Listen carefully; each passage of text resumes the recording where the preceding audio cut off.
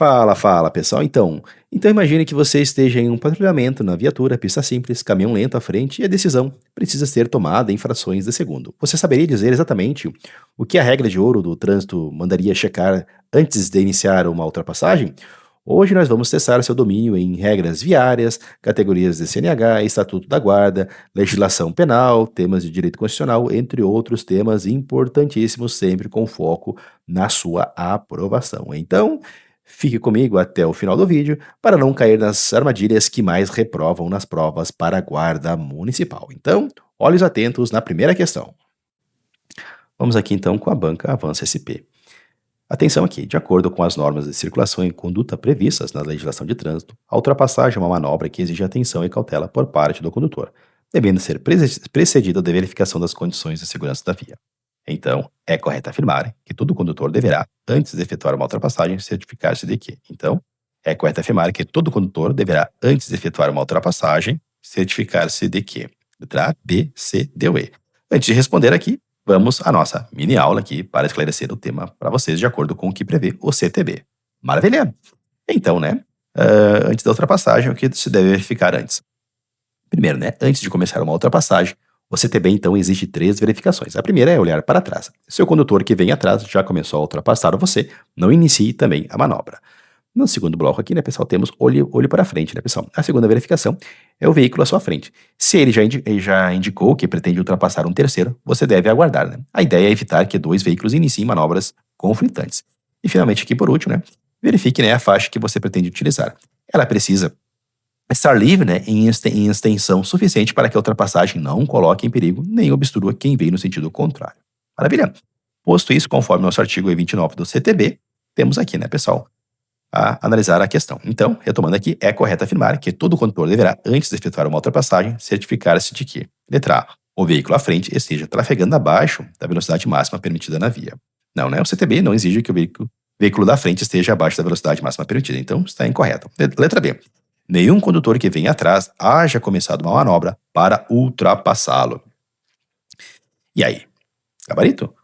Com certeza, né? Conforme o que vimos aí, de acordo com o artigo 29, é gabarito sim, né? Então, como vimos, só retomando, né, o artigo o 29 do CTB, exige, né, verificar aquelas 3 condições, né? Que ninguém vem atrás, né, pessoal?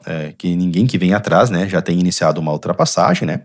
Então, que é o nosso gabarito aqui, né? As outras duas, né? O veículo à frente também não tem indicado que pretende ultrapassar um terceiro. E a faixa a ser utilizada esteja livre aí, em extensão suficiente, né, para realizar a manobra sem perigo. Perfeito? Então aqui é gabarito de acordo com o artigo 29 da CTB, conforme vimos. As demais aqui, né, pessoal, está errado, né? O condutor do veículo à frente tem sinalizado a intenção de proibir a ultrapassagem. A via possui acostamento em ambos os lados para a parada de emergência. Letra I, a sinalização vertical permita circulação em ambos os sentidos da via. Não são aí, né, as condições necessárias para a ultrapassagem conforme previsto no artigo 29 do CTB. É apenas o que está na letra B, nosso gabarito. Diz aí se você acertou essa questão e podemos partir para a nossa próxima questão. Seguimos. E aqui a nossa segunda questão está excelente, mas antes deixa eu me apresentar. Muito prazer, eu sou o professor Cid e este é o canal Missão Guarda. Aqui temos diversos vídeos necessários à sua aprovação para a Guarda Municipal, isso mesmo. Por isso, inscreva-se no canal e deixe o seu like e aproveite para maratonar todos os nossos simulados anteriores. Escreva aqui embaixo nos comentários de qual cidade você está acompanhando e qual é a banca do seu concurso. Isso mesmo, porque é essa interação que define o rumo dos nossos próximos vídeos. Maravilha? Então vamos aqui, atenção à tela. Vamos aqui à leitura do enunciado sempre atentamente. À luz do CTB, especialmente quanto à habilitação e à condução de veículos, incluindo combinações como caminhonetas, tratores e veículos articulados, bitrens, assinale a alternativa correta. Pessoal, então aqui, né, é uma questão que vai tratar especialmente aí sobre a combinação de veículos, né, e também aí a habilitação necessária. Para isso, pessoal, antes de respondermos aqui, vamos à nossa mini aula aqui para compreender o assunto, pessoal. Aqui, em relação à categoria E, aqui, pessoal, merece atenção, né? Porque não basta simplesmente aparecer um reboque para concluir que ela é obrigatória, né? Na regra do artigo 143 do CTB, a unidade tratora pode ser B, C ou D, né? E a unidade acoplada deve ter 6.000 quilos ou mais de PBT, né? Que é o peso bruto total ou lotação superior a 8 lugares, né? Para, então, aí haver a exigência de ter a categoria E. Maravilha? Aqui também, pessoal, é a principal pegadinha, né? Nem toda combinação exige categoria E, né? Se a unidade acoplada tiver menos, né? Menos de 6 mil quilos e até 8 lugares, o próprio CTB, né, permite determinadas combinações nas categorias B, C ou D, né? Maravilha? Mas, né, se houver mais de uma unidade tracionada, né? Mais de uma unidade tracionada, aí, né, haverá sim a necessidade de ter a categoria E. Maravilha? Quando tem mais de uma unidade tracionada. Perfeito? Também aqui, né, pessoal, nos tratores, a regra geral do artigo 144, né, aponta para as categorias C, D ou E, né? Existe, porém, uma exceção importante: trator de roda e equipamentos destinados a trabalhos agrícolas também podem ser conduzidos em via pública por motorista, né, habilitado na categoria B. Então, importante aí, né, pessoal? Tendo, né, exposto essas informações, né, pessoal, vamos aqui resolver, então, a nossa questão. Sempre muito atento aqui, vamos à leitura da letra A. A condução de veículo articulado do tipo bitrem pode ser realizada por o condutor habilitado na categoria B, desde que possua experiência comprovada na condução de veículos leves.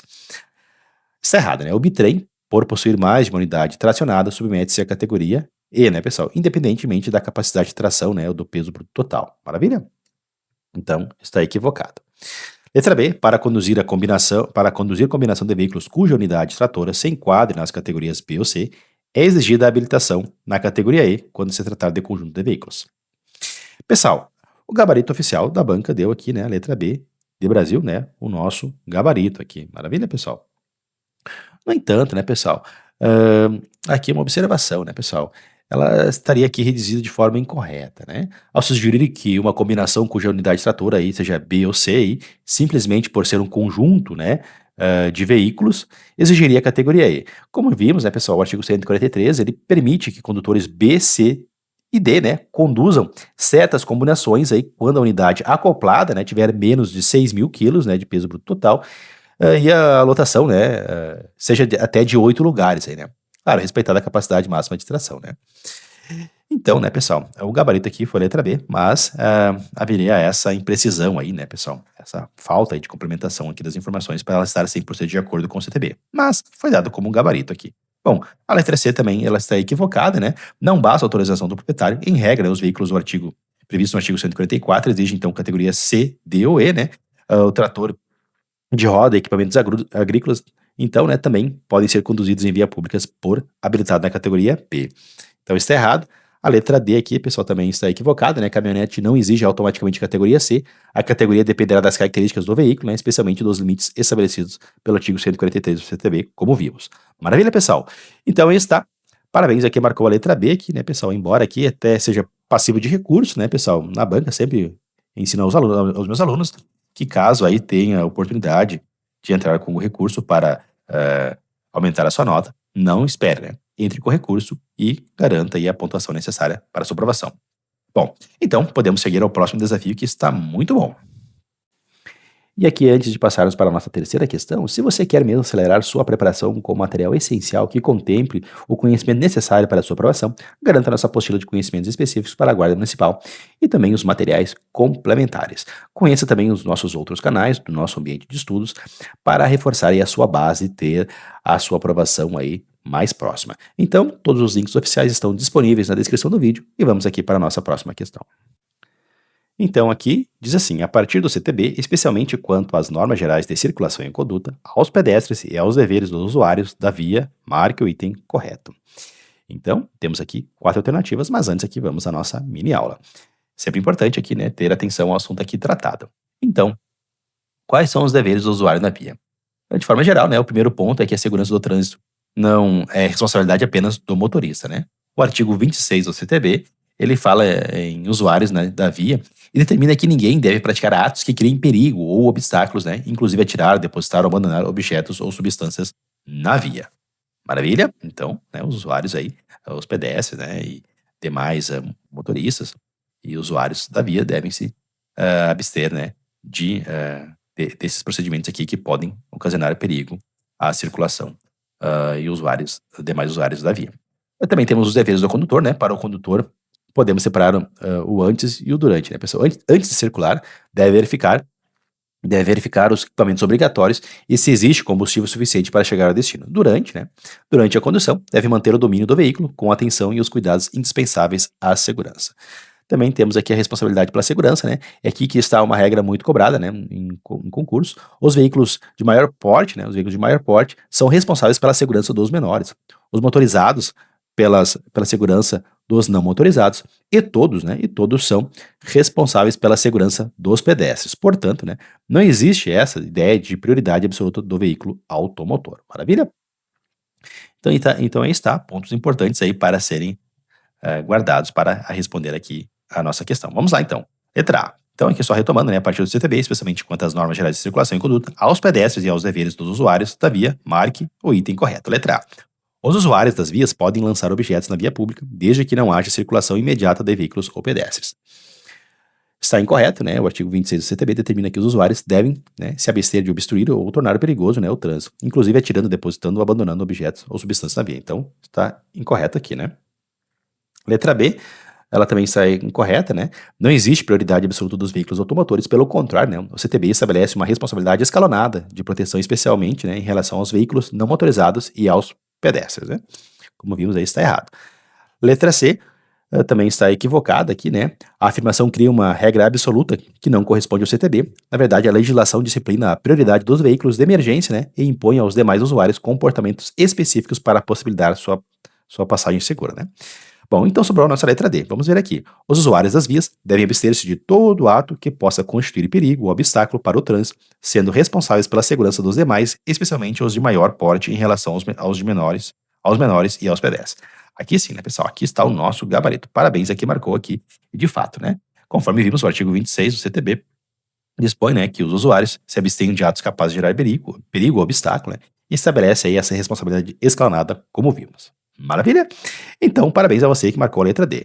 Podemos seguir ao nosso próximo desafio, que também está na mesma toada aí, e ser necessário aí para a sua aprovação sempre guardar esses detalhes, pessoal. Sempre é importante, né? Cada detalhezinho que você guarda aqui conosco vai fazer a diferença e todo detalhe no dia da prova aí é necessário aí estar atento, né? Para evitar erros e escorregar. Bom, vamos seguir ao próximo passo.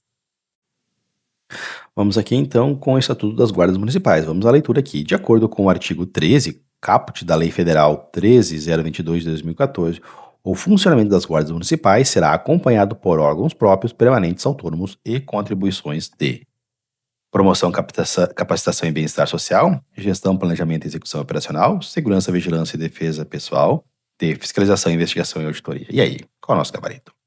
Vamos aqui a nossa mini aula para responder o tema. Então, né, pessoal, o artigo 13 da Lei 13.022 estabelece que o funcionamento das guardas municipais será acompanhado por órgãos próprios, né, permanentes e autônomos, né? E aqui temos, né, três palavras, né, importantes para a prova: fiscalização, investigação e auditoria, né, pessoal? Para guardar aí e memorizar. Bom, aqui, esse complemento aqui, né, pessoal, o controle interno, ele é exercido, né, pela corregedoria. A lei exige, né, corregedoria nas guardas municipais com efetivo, né, superior a 50 servidores, né, e em todas aquelas que utilizam arma de fogo. Perfeito? Também temos o controle externo, que é exercido por órgão colegiado independente, né, em relação à direção da guarda, né, destinado aí ao controle social. Maravilha? Pontos importantes aí em relação à fiscalização e acompanhamento das guardas municipais. Bom, então aqui, né, de acordo com o artigo 13 da Lei Federal 13.022, o funcionamento das guardas municipais será acompanhado por órgãos próprios, permanentes, autônomos e contribuições de, que está na letra D, né, pessoal? Como vimos, fiscalização, investigação e auditoria. Isso mesmo, né, pessoal? Então é o que está previsto aí no caput do artigo 13 da Lei 13.022. Maravilha? Essa lei aqui, pessoal, é muito importante você ler e reler, né? E especialmente aí com materiais que consigam aí, né, esclarecer, comentar os pontos essenciais e sempre trazer informações importantes para guardar e reter memorização, né, pessoal? Porque muitas vezes no dia da prova aí, no calor, né, se você não tem aqueles esquemas prontos aí para guardar, você pode acabar aí esquecendo, né? Então sempre é importante estudar com ótimos, excelentes materiais aí, como o nosso, né? Então está. Podemos seguir aí ao próximo desafio. Então aqui, pessoal, vamos à leitura aqui atenta. A Lei 13.022 de 2014 estabelece diretrizes para o Estatuto das Guardas Municipais, regulando seu papel na segurança pública. Nesse tema é correto afirmar que das alternativas seja uma das competências das guardas municipais conforme o Estatuto. Então, uma das alternativas aqui, pessoal, qual é que se possui, né, competências das guardas municipais, aí, conforme o Estatuto das Guardas Municipais e a Lei 13.022. Antes, pessoal, vamos aqui passar aqui uma revisão, né, em nossa mini aula, como sempre, né. Temos aqui, né, pessoal, o artigo 4º, né, e 5º aqui, né, pessoal, ele traz informações importantes. Então, o artigo 4º, né, traz a competência geral das guardas municipais, né, que é proteger bens, serviços e logradouros públicos, né, municipais e instalações do município. E a própria lei esclarece, né, que esses bens aí abrangem os de uso comum, os de uso especial e os dominicais, né. Já o artigo 5º, né, pessoal, apresenta 18 competências específicas, né. Entre elas temos proteção de bens, prédios públicos, a prevenção de infrações, a atuação preventiva no território municipal, a colaboração, né, com órgãos de segurança pública e a pacificação dos conflitos, né. É também aqui importante destacar, né, que a atuação é bem mais ampla do que simplesmente, né, proteger prédios públicos, né. A Guarda Municipal aí pode exercer competências de trânsito que lhe sejam conferidas, proteger o patrimônio ambiental e cultural, cooperar, né, com a defesa civil e atuar preventivamente na segurança escolar aí, entre outras atribuições importantíssimas, né. Finalmente aqui, né, pessoal, a lei também prevê, né, atendimento de ocorrências emergenciais e determina que, diante de flagrante delito, né, a guarda encaminhe o autor ao delegado e preserve o local do crime quando possível e necessário, né. Além disso, né, também pode desenvolver ações de prevenção primária à violência. Perfeito? Então, com esses pontos aí importantíssimos aí na ponta da língua, vamos aqui, pessoal. Então, nesse tema, é correto afirmar que das alternativas seja uma das competências das guardas municipais, conforme o estatuto, o que está na letra B. Proteger bens, serviços e instalações municipais conforme previsto pelo estatuto. Aqui está o nosso gabarito, pessoal. Parabéns, então, aqui a quem marcou a letra B de Brasil aqui e gabaritou aqui a nossa questão. A letra A está equivocada, né? Só para esclarecer, né, pessoal, a lei, né, ela não atribui às guardas municipais a função de polícia judiciária, né? Vamos descartar aqui. A letra C também está errada. As guardas municipais podem exercer competências de trânsito quando legalmente conferidas, né? Mas sua atuação não é exclusiva de trânsito, né? E a letra D também está errada. A guarda pode cooperar com os demais órgãos de defesa civil, mas sua atuação está vinculada ao âmbito municipal, não ao combate a incêndios em âmbito nacional. Gabarito letra B, parabéns, você marcou. E aí podemos seguir ao nosso próximo passo. A próxima questão vai dizer assim: durante um patrulhamento preventivo em praça pública, uma equipe de guardas municipais presencia uma discussão acalorada entre dois cidadãos. A situação começa a atrair curiosos e os ânimos se exaltam, com trocas de insultos e ameaças de agressão física iminente. Diante dessa situação, e considerando a competência da guarda municipal, qual deve ser a conduta da equipe? Então, pessoal, diante dessa situação aqui de possível conflito aqui, inclusive em vias de fato, qual seria a competência da guarda municipal aqui nesse momento? O que está na letra A, o que está na letra B, o que está na letra C, D ou E? E aí, pessoal, qual é o nosso gabarito? Pessoal, é uma questão, né, que vai abordar as competências da guarda municipal, né? Então, o que indica, pessoal, o nosso gabarito é o que está na letra D. Colaborar com a pacificação de conflitos que seus integrantes presenciarem, atentando para o respeito aos direitos fundamentais dos envolvidos. Exatamente, pessoal. Aqui está aqui, né, em nossa alternativa D. A lei 13.022, né, que é o Estatuto Geral das Guardas Municipais, prevê como competência das guardas municipais colaborar de forma integrada com os órgãos de segurança pública na pacificação de conflitos que seus integrantes aí presenciarem, sempre observando o respeito aos direitos fundamentais das pessoas, pessoal. Então, durante uma discussão, né, com risco de evolução para agressão física, a conduta adequada, né, é atuar preventivamente para conter a situação, buscando aí restabelecer a ordem e evitar que o conflito se agrave. Maravilha, pessoal? Então, está correto aqui, letra D, gabarito. Pessoal, vamos ver aqui o das demais, letra A Guarda Municipal aí não deve ignorar a situação, né, ela possui competência para atuar preventivamente, sim, e colaborar na pacificação do conflito, né, então, letra A está errado. Letra B, a atuação da guarda não se limita à proteção do patrimônio público, podendo intervir para prevenir a escalada do conflito. Está errado, letra B. Letra C, o uso da força não é a primeira opção. A atuação aí deve, né, observar os princípios de legalidade, necessidade, proporcionalidade, por exemplo. Descartamos letra C. E letra E também está errado, né? Está incorreta aqui. A Guarda Municipal pode sim, né, atuar preventivamente, não sendo necessário aguardar que a agressão física aconteça. Então está errado, né, pessoal? O gabarito não pode ser outro, senão que está na letra D. Bom, então aqui nosso resumo para a fixação, né? A pacificação de conflitos é competência sim da Guarda Municipal. A prevenção deve anteceder, né, a repressão sempre que possível. Direitos fundamentais devem ser respeitados durante toda a atuação. E o uso da força é medida excepcional e deve observar legalidade e proporcionalidade sempre, né, pessoal?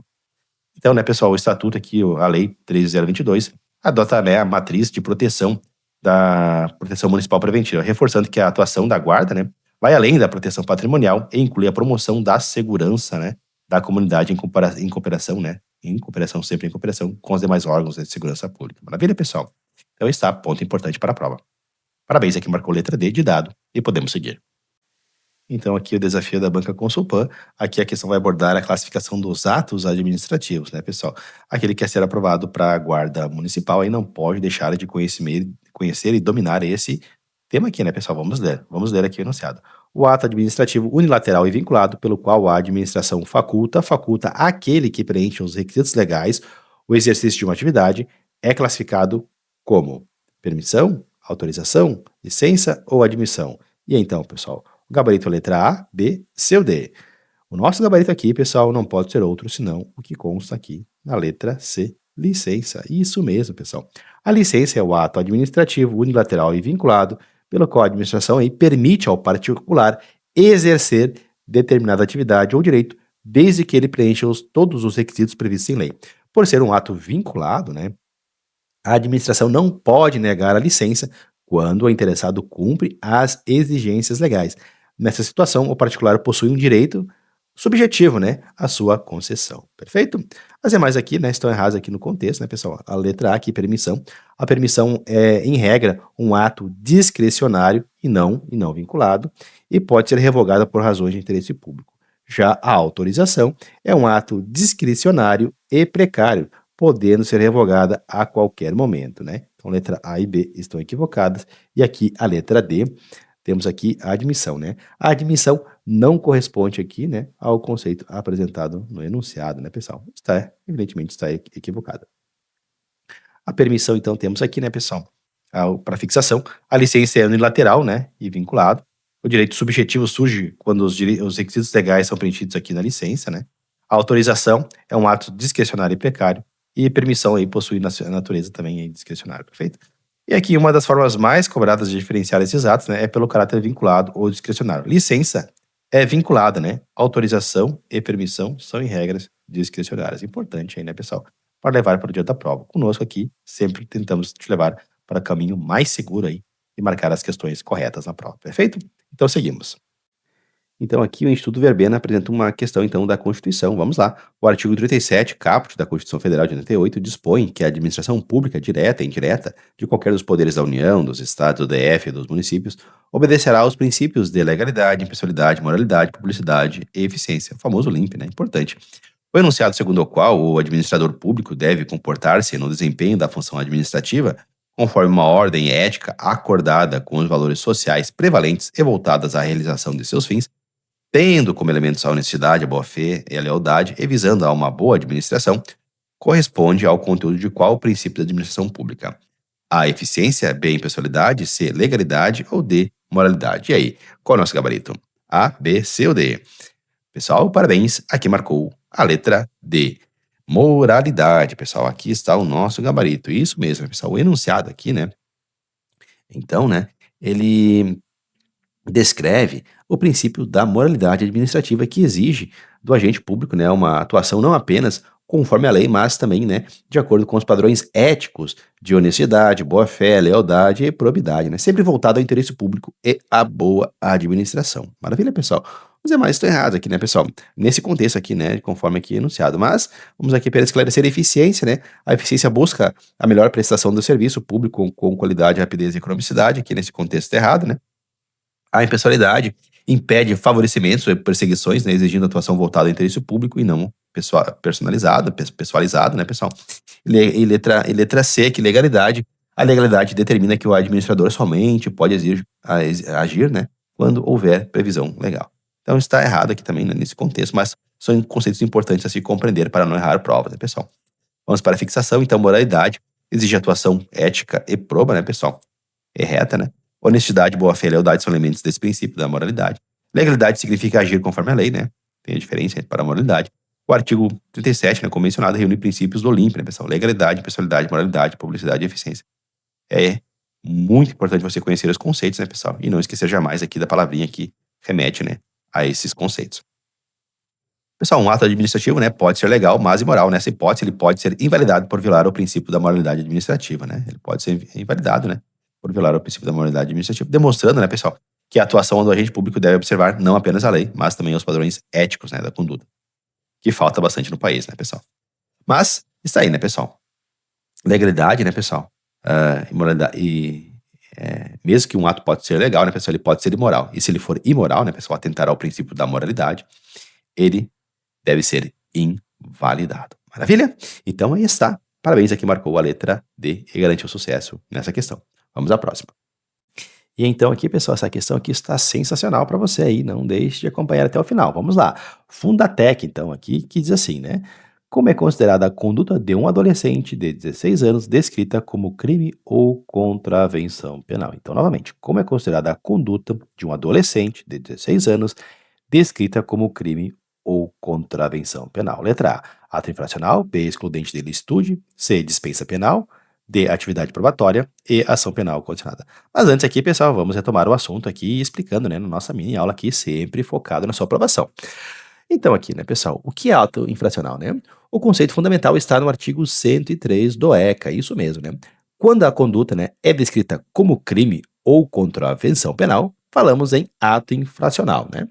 Os menores de 18 anos são, então, penalmente inimputáveis, né? E ficam sujeitos às medidas previstas no estatuto. Então, né, pessoal, quando o ato aí é descrito a conduta, né, praticada pelo menor, né, é descrita como crime, né, está descrito como crime ou contravenção penal, ela passa a ser ato infracional, pois é praticada por menor de 18 anos, né, que são penalmente inimputáveis e estão sujeitos às medidas previstas no ECA. Maravilha? Outro ponto importante, né, pessoal, o que é criança e o que é adolescente. Aqui vem então uma diferença muito importante, né? Para o ECA, a criança é até os 12 anos incompletos. O que quer dizer, né, pessoal? É dos 11 anos, né, até chegar aí no dia imediatamente, né, então anterior a completar 12 anos. Maravilha? 12 anos já é adolescente, né, pessoal? Então, já tendo aí os 12 anos até os 18, né, já é considerado adolescente, né? Então, se uma criança pratica ato infracional, são aplicadas apenas medidas de proteção, né, que estão previstas no 101, né? Já os adolescentes, né, podem ser aplicadas em medidas socioeducativas que estão aí no artigo 112 do ECA. Maravilha? Ponto importante, então, né, pessoal? Então, aqui, só para finalizar, as medidas socioeducativas previstas no artigo 112, né, vão desde a advertência, né, e reparação do dano, prestação de serviço, liberdade assistida, semi-liberdade, internação e estabelecimento educacional, inclusive as medidas de proteção, né, do artigo 101, né, do 1 ao 6 aqui, que são previstas aí para as crianças, né. Então, aí está, né. São pontos importantes aí que caem bastante nas provas. Bom, voltamos aqui, então. Como é considerada a conduta de um adolescente de 16 anos, descrita como crime ou contravenção penal? Como vimos, pessoal, nosso gabarito é letra A, ato infracional. As demais aqui, pessoal, não tem nada a ver aqui com o tema. Maravilha? Então, se você marcou a letra A de atencioso, você gabaritou a questão. Maravilha? Comente aí se você conseguiu acertar essa questão. Bom, vamos seguir então a nossa próxima e maravilhosa questão. E a todos que chegaram até aqui, quero fazer um agradecimento especial, especialmente às pessoas que fortaleceram o canal com o like, se inscreveram no canal, e principalmente a quem já garantiu nossos materiais de apoio. Eles são ferramentas fundamentais aí para a sua aprovação e mostram, né, o compromisso da nossa comunidade com o resultado. Agora, então, aqui, foco total na tela para a nossa última questão aqui do simulado. E não se esqueça de registrar nos comentários qual foi a sua pontuação de hoje. Então aqui a Fundatec apresenta assim o seu enunciado, no que diz respeito às emendas constitucionais, assinar a alternativa correta. Pessoal, essa questão aqui sobre emendas constitucionais é tema muito, muito recorrente, por isso aqui é importante você prestar atenção. Bom, vamos fazer aqui um estudo aqui, pessoal, sobre as emendas constitucionais aqui, que é importante para o seu gabarito aqui na questão, maravilha? Bom, então aqui, né, pessoal, começando, né, por quem pode apresentar uma PEC, né, uma proposta de emenda constitucional, temos três possibilidades, né? Pelo menos, né, um terço dos membros da Câmara ou do Senado, né, eles podem apresentar a PEC, o presidente da República pode apresentar a PEC, né, ou mais da metade aí das assembleias legislativas, né, pessoal, manifestando-se cada uma delas aí pela maioria relativa dos seus membros. Maravilha? Aqui, pessoal, também, né, a aprovação possui uma forma muito importante, né, para o concurso, 2 turnos, né, 2 turnos de 3/5 em cada casa, né, tanto na Câmara como no Senado, né. Então, Aqui também temos, né, pessoal, ponto importante também, quando não pode emendar os temas aqui, né, existem 3 situações, né, circunstâncias nas quais a Constituição não pode ser emendada, né, quando houver intervenção federal, estado de defesa ou estado de sítio, né. São as chamadas aí limitações circunstanciais aí ao poder de reformar. Também temos aqui outros pontos de limitação para a reforma, né, pessoal. Existem aqui as chamadas cláusulas pétreas, né. No artigo 60, né, dispõe então que não pode ser aí objeto de deliberação em PEC, né, pessoal?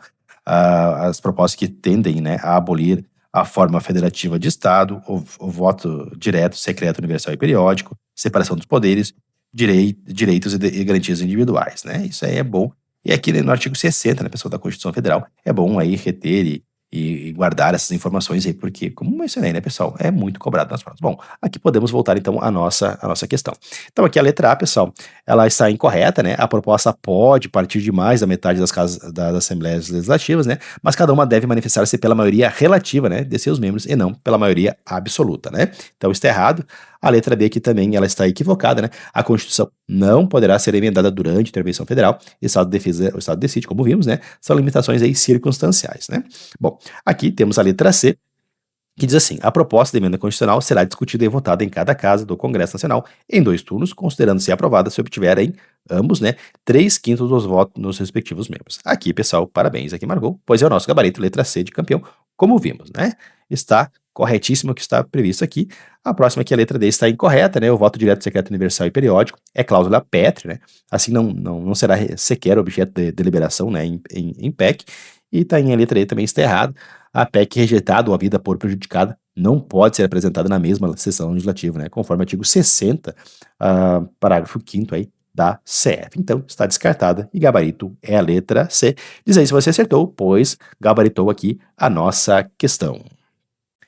E assim, se ficou com qualquer dúvida em alguma das questões de hoje, deixe seu comentário aqui embaixo que eu respondo quando eu passar por lá. Fiquem todos com Deus, bons estudos e até o próximo desafio. Até mais!